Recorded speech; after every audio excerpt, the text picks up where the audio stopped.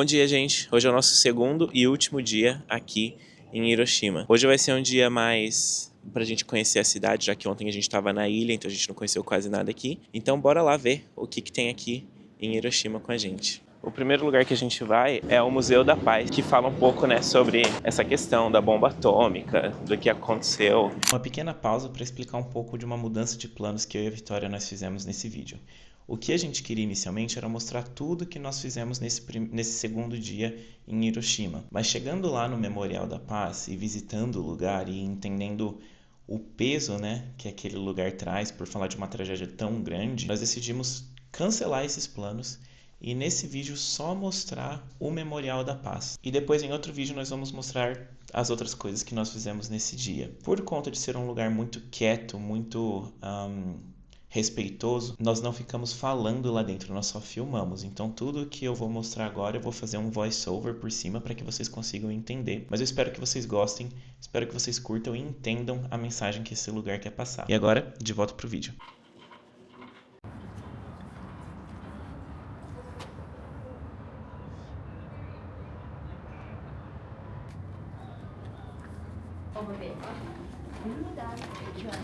Thank you. Arigatou gozaimasu.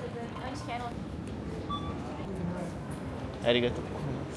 Assim que nós entramos no memorial, já fomos recebidos por um corredor de fotos que mostravam Hiroshima em anos anteriores. Porém, esse mural com o dia do ataque divide a história da cidade em duas partes, o antes e o depois da bomba. E assim que nós o atravessamos, fomos inundados por imagens do que aconteceu em seguida. Essa animação mostra o alcance da explosão. Entre 340 metros e 1,5 quilômetros do epicentro, a maioria das pessoas morreu imediatamente. Entre 2 e 8 quilômetros, ocorreram incêndios e ondas de choque que destruíram grande parte da cidade. Mas o que mais me marcou foram os impactos que vieram depois da explosão. Esses impactos são mostrados ao longo da exposição e vão desde estruturas de metal completamente deformadas até as inúmeras vítimas. Uma delas, eternizada pela sombra deixada por seu corpo no momento da explosão. O memorial também recebeu doações de muitas famílias que entregaram roupas, objetos e lembranças de entes queridos que infelizmente perderam a vida naquele dia. Ao caminhar pelos corredores, você começa a compreender de fato a dimensão humana do que aconteceu por meio dos depoimentos de pais, mães, filhos, amigos e amantes que perderam pessoas que amavam. Alguns até sobreviveram à explosão inicial, mas não resistiram aos ferimentos ou aos efeitos da radiação nos dias, meses ou anos seguintes. Com certeza, para mim, a história mais triste foi a desses irmãos que perderam a vida durante o ataque. Seus pais doaram o triciclo que eles costumavam brincar, e, olhando para aquela foto, eu só conseguia pensar em tudo que eles deixaram de viver, os lugares e pessoas que eles nunca conheceram, a vida que eles nunca tiveram a chance de viver.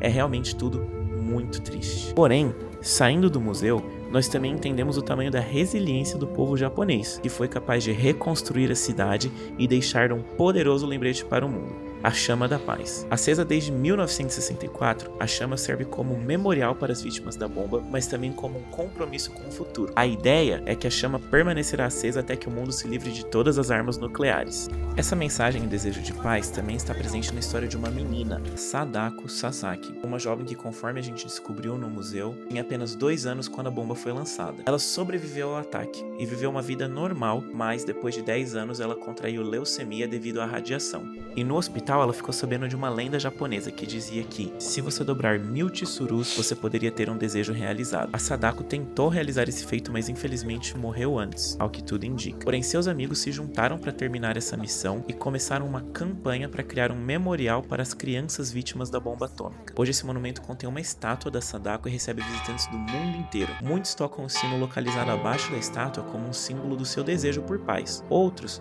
deixam milhares de tsurus coloridos em homenagem a Sadako e todas as vítimas. Hiroshima se reergueu.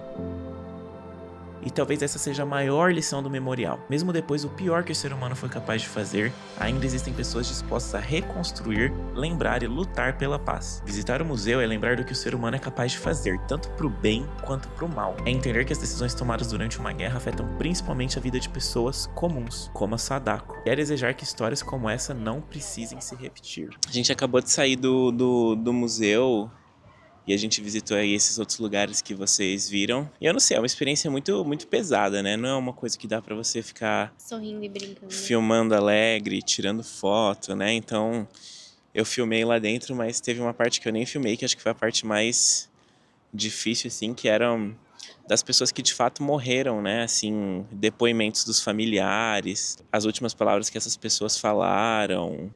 É, e também, assim, não sei se vocês fazem isso, se fazem, me perdoem, mas, tipo, meu, tinha um grupo de brasileiros aqui, tipo, mais velhos, tipo, Não, uns, mas uns não tão mais 50, velhos. uns 40 Não, o anos. suficiente pra ter consciência. E, tipo, ali em frente ao memorial ali, tirando foto e, tipo, Sorrindo, sorrindo. fazendo pose, falando super alto. Sendo que tem várias placas ao redor falando que, tipo, é pra você manter silêncio, nananã. Então, tipo, Mas, não sei se é uma coisa que, acho que não só brasileiro faz também, outros povos devem fazer, mas a gente viu os brasileiros fazendo. E a mulher, tipo, perguntando, nossa, o que que é essa aguinha aqui, num lugar lá que tem o memorial das vítimas que morreram, sabe? Tipo, acho que, meu, nada a ver. E é engraçado porque, como eu disse, né, essa é a cidade da minha avó, e ela não tava aqui, ela nasceu no Brasil, mas a família dela era de cá, né? Era daqui. Então é estranho você pensar que, sei lá, provavelmente algum familiar distante meu deve ter sofrido as consequências do que aconteceu, ou às vezes até, tipo, um familiar distante pode ter morrido aqui, sabe? Bom, pessoal, então foi esse o vídeo sobre o memorial da bomba atômica em Hiroshima. Era isso que nós queríamos mostrar para vocês. Com certeza foi um lugar que vale muito a pena ser visitado, não por ser turístico, não por ser um lugar alegre, mas por ser um lembrete do que aconteceu na nossa história, né, na história mundial, e de como as pessoas elas conseguiram se reerguer ali. Então, se você vai para o Japão, se você vai para Hiroshima, vale muito a pena ir. E se você curtiu esse vídeo, se você gostou, não esquece de curtir, comentar. E se você ainda não é inscrito no canal, se inscreva, porque isso ajuda também a gente bastante. E é isso, pessoal. Tchau, tchau. Até o próximo.